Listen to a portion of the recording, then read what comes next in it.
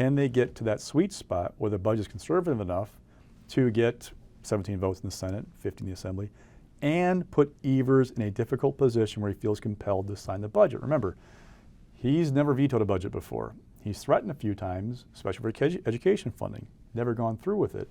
Is this the time that they do that? Now, side note, the governor, he could veto a tax cut. He's done it before, and in the back of his mind could go, you know, if I win in 26, if I veto that tax cut, I've got this many dollars coming in that I can set aside what I really want to do in 2027. That's a long ways away.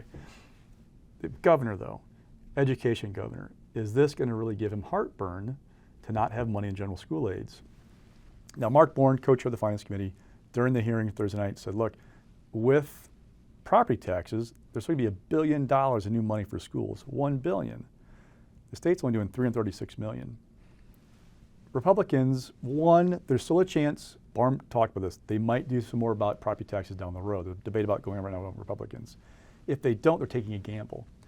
That gamble is that when you get that property tax bill in December, if this budget, as is, education becomes law, and you go, man, my property taxes went up, that's Governor Evers' fault.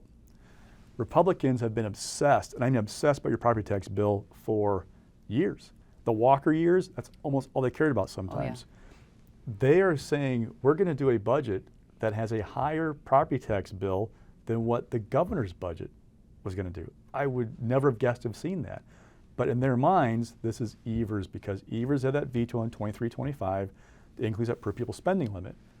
Now, one question I have for the governor, if he's thinking about vetoing this thing, is what's the difference between getting $336 million and nothing?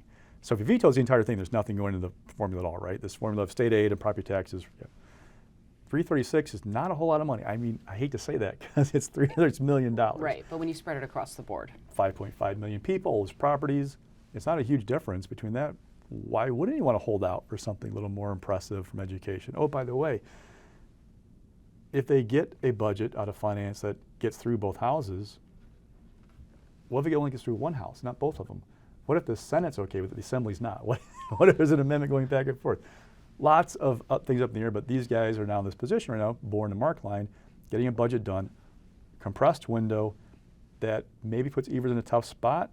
It's a lot to get done, but there's a light in the tunnel right now. Right, and just beyond the budget too, there's still discussions. Could there be trailer bills? Could there be other bills to get Democrats happy enough to vote for the budget if they know something else is coming? I mean, it's just going to be a fascinating dynamic to watch out for in the coming weeks.